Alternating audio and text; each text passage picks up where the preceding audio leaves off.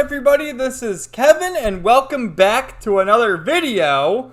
And today I'm going to share my final thoughts on Persona 5 Royal for the PlayStation 4. And my goodness, man, there's so much I need to say about this game. First of all, I want to say this, and you know, it might be the recency bias talking, but this is quite possibly one of the best games I've ever played.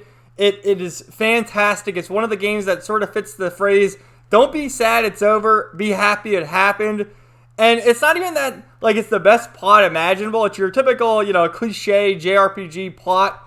But what steals the show in this game are the characters. Every character, mainly your party members, but also the confidants and the villains, they're awesome. All their backstories are incredible. It's just, you know, you almost need to play this game twice to get the full effect, and that's exactly what I did, because if you remember, I did a video a few months ago about my initial thoughts on the game, and as I completed it, I learned that there's a whole other palace and a whole other, you know, true ending that's locked at if you don't max out 3 certain confidants, and those confidants are Maruki, Akechi, and Yoshizawa.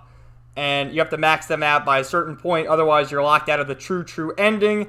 And I found that out, you know, towards the end, so it was kind of difficult for me to go back and and max them out. But I'm happy I played the game twice, because playing it a second time, you really do pick up on certain details, a lot of foreshadowing, and it's like, it hits even harder, let me tell you. But let me start by just saying, like, if you guys want to get the true ending, for Maruki, you have to get him to rank 9 before November 18th.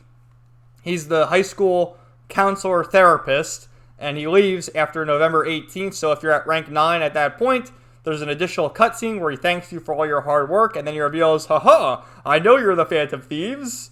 And then he leaves and you get rank 10. For Akechi, he's a little tricky.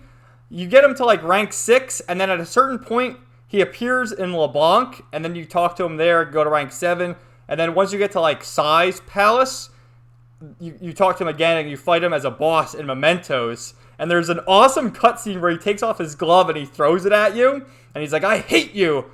Hold on to this glove! And then you hold on to this glove, and like, you vow to fight again or something. It's a fucking Kino moment, let me tell you. And then for Yoshizawa, you get her to rank 5 before December 24th. And then once you get, you know, the additional content, you can rank her out again to rank 10. So keep that in mind if you're playing the game. I highly recommend it. I was looking on Best. It's really weird how this game fluctuates in price, but on Best Buy it's like $40. On Amazon it's like $25, and then eBay you can find it for like $20. But if you were to buy it on the PlayStation Store, it's like $60. What the fuck's up with that? And apparently at the end of the month it's coming out on like all the other consoles, but you know, PlayStation 4 for the win, bro. I mean, you gotta go with the trophies. That's how I play my games. But yeah, man, for the characters, they're all freaking awesome. You see them on the cover here. The way you meet each character, like you start, you know, you're the silent protagonist, Joker. That's his code name. Apparently, there's an anime for Persona 5, and his name in the anime is Ren. And I guess he talks more there, aside from just grunting in this game. Although, you know, you are prompted with choices constantly, so that's your way of talking as the silent protagonist. But the voice talent in this game, I mean, you have Cassandra Lee Morris, you have Erica Harlecker, you have Robbie Damon, Matthew Mercer. Who else is the voice actor? Shirami Lee, Max Middleman. So many great, you just look up on Wikipedia all the voice actors. So many great voice actors. Erica Lindbeck. Jameson Price, he voices Sojiro. Yeah, and Billy Kametz, who voices Maruki, who sadly passed away a few months ago. He had colon cancer, and he really delivered an excellent performance as Maruki, who really steals the show with the royal content of this game, with you know, the additional content unlocking the true ending. And rest in peace, Billy Kametz, for sure. But anyway, you know, I don't even really know where else to begin with this game. You have to play it for yourself, because there's so much to talk about. That's why you look on YouTube. If you search Persona 5, you know, reviews, retrospectives, there's 2, 3, 4 hour long videos talking about it, because, you know, it's 100, for me to get the 2 playthroughs and the Platinum Trophy, 189 hours. Even just the first playthrough was like 93 hours. There's just so much in this game. Even beating it now, I want to go back and play it again. I wouldn't mind let's play this on the channel at some point, that's for sure. So keep that in mind for the future. And I mean, I've heard people say that 3 and 4 are better versions of Persona. Like, they're better stories, better characters. So at some point, once those games are on the PS4, I'll have to go get those games as well and play them. But this was just such an excellent experience. You heard one of the tracks there. The music in this game, the music is so fucking good. It's just incredible. So I'm gonna stop right here and show you like some of the screenshots and the gameplay. So sit tight. It'll be a few minutes for me, but a second for you. Okay, so you guys can see I actually changed my theme to Ryuji. I bought this for $2, by the way, because it's just, why not? Ryuji's the best. And, I did my initial playthrough back in April, from April to May. I think I started at April 20th, and the last trophy I got was this one. I think, right? Where is it? Yeah, I watched the ending on May 29th, and then I took a little bit of a break. I got to like Futaba's palace and then stopped, binge watched Bleach, and then once I finished that, I went back to this and got it this past weekend. I think it is possible to get the true ending on your first playthrough, but I didn't look up any guides. I did this without a guide. So, and this one I think has the most screenshots of any game. Let's just go to the bottom real quick. Yeah, 626, and there's a lot of anime cutscenes in this game, and it's beautiful, man. Look how gorgeous Ann is right there. You have like the funny emotions from Morgana. Wait, what? Oh, this is how I was planning this to go, or this isn't how I was planning it to go.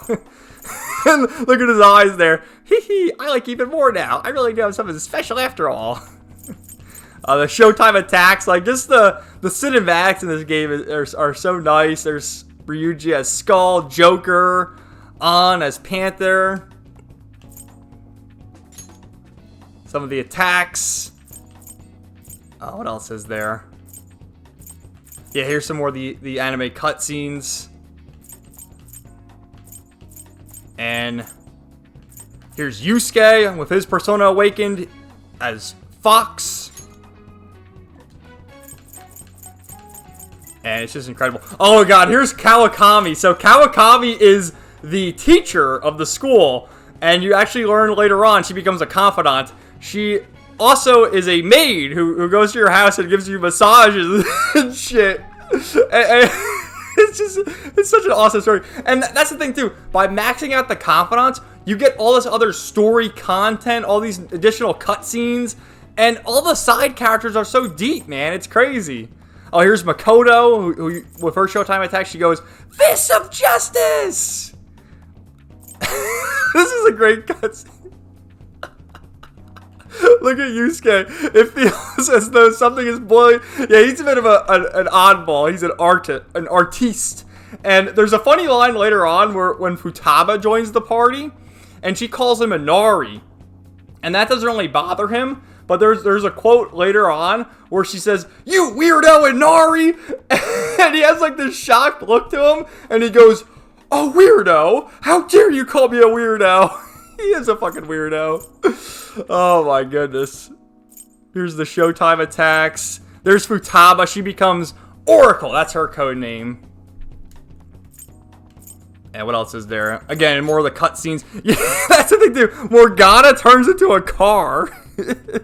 And there's all these funny moments where Morgana's like, "I am not a cat!" And then turns into a car. They're like, "You're a cat that turns into a car? What's your problem?" "I am not a cat!" Oh yeah, they went to the beach. Oh god, look how hot Ann is. Look at that, man. Hell yeah, in her bikini. You know I had to get all these screenshots, man. Here's Haru as Noir. Yoshizawa. What else do we have here? Akechi as Crow. He turns into Black Mask later. Freaking badass. Shadow Sai. Holy damn. This is a great shot, too, of the whole party ready to battle her. And Sai, of course, she's Makoto's sister. Some more of the cutscenes. Yeah, I'll probably have to put in the description that there's spoilers. Here's Shido when when he transforms. Look at this dude. He gets like all muscular and he's like, I'll kill you all. And then this cutscene at the end. Again, look how beautiful all the characters are animated. And Ryuji, the best bro. Some more shots. Let's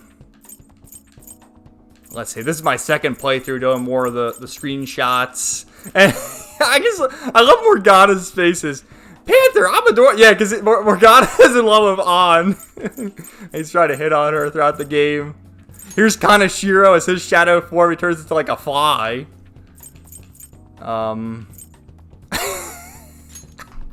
This is they're going to Futama's palace, and it's in the desert, so they're all sweating, and you can see through her shirt, and Ryuji's looking at her like, "Oh damn!" Oh, it's so good. What else is there? Yeah, I got so many freaking screenshots, man. Yeah, here's when the personas transform. They have like their second awakening. They transform later on. Oh, what the hell is that? I have new followers. Holy shit. Oh yeah, it gets pretty graphic later on. Anyway. But yeah, so you know, let's actually go into the game, and I'll show you some more of the confidants and the personas and all that good stuff and all the different characters. And again, man, the freaking music, I have so many of the songs on my phone that I listen to throughout the day at work and while I'm driving. It is such an excellent soundtrack. I love the vocal songs too. There's songs with lyrics as opposed to just instrumental songs. And excellent game. I can't recommend it enough. I honestly want to play it again. And if anyone's played Persona 5 Strikers, let me know how that is. Because I've seen it's more of an action RPG as opposed to turn-based. But either way, let me know and maybe I'll check that out. But first, watch this real quick. We're going to see Ann shake her booty. Or An. I always call her Ann, but it's pronounced An. Look at that! Whoa! You know I know these things. But anyway, let's go here. Load game. So, after the second playthrough, 189 hours. My first playthrough took me 93 hours. And you're on, the only problem, you're on a time limit, but that's all the Persona games. But you have enough time. If your second playthrough, you know what to do. Let's log in here. Especially because of the song that plays here. It's called Sunset Bridge. Such an excellent song. And they do that. They stop you from taking screenshots after December 24th. Because of spoilers. Here's Sojiro and Futaba. And, I mean, this is a PS3 game. But to me, the graphics are awesome. I love games like this. But yeah, I'll show you the confidants. I got them all maxed out. And just seeing the stories, you get additional cutscenes by maxing them all out. It's incredible, man. So here's Igor, Morgana. I am not a cat! Morgana's so cute, man. I love Morgana. Makoto, Haru, Yusuke, Sojiro, An. And I romanced An, by the way. Ryuji. Look at that too. After facing his own weakness, he vowed to fight for his friends. Akechi, the absolute madman. And when he turns into Black Mask too. Because they all shout the Persona names. His is, kill them, Hereward! It's so badass the way he says it. Futaba. Chihaya. Lavenza. EY was fucking awesome. This is the guy who sells you weapons. And the way it is in the story is he sells you model weapons. And when you go to the metaverse, to fight shadows and monsters and stuff, the model weapons turn real. And his story is that he's a former Yakuza member. And he's trying to hide his past from his son. But eventually his son finds out. And it's a really heartfelt moment with him and his son coming to terms. And you know, excellent right there. Takemi, oh dude, the hot goth doctor. God damn. Kawakami, who's actually, she's voiced by Michelle Rukia from Bleach. Oya, Shinya, he had a funny story too. He teaches you at the arcade how to use guns and stuff and gives you more abilities for your weapons.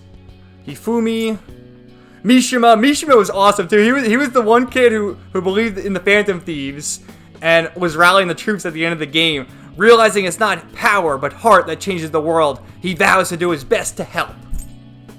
Yoshida. Sai, that's Makoto's sister. Yoshizawa. And Maruki.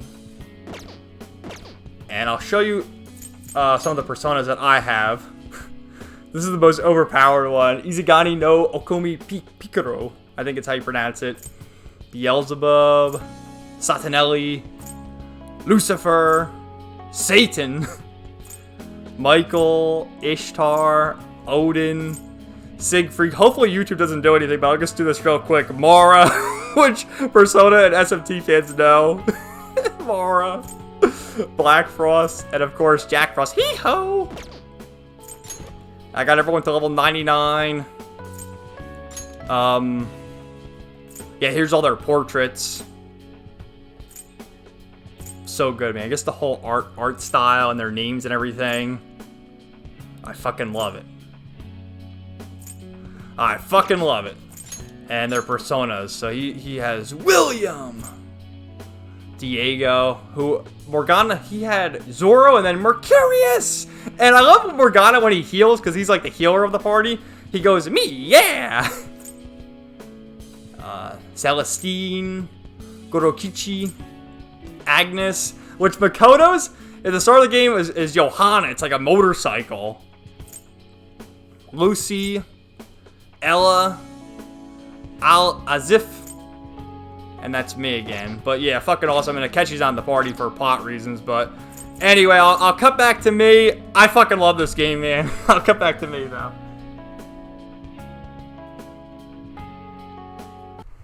But yeah, man, there's so much to say about this game. I almost, like, if anyone has played this game before, I'm willing to offer, you know, do like a podcast or a live stream with you to talk about it. Because there's just so much more to say about this game. And it's like, you know, I can only say so much in like a 15-20 minute video. It's freaking awesome. Also, like the final bosses, for the base game, the final boss ends up being Yaldabeth, which is like the god of destruction, the demiurge.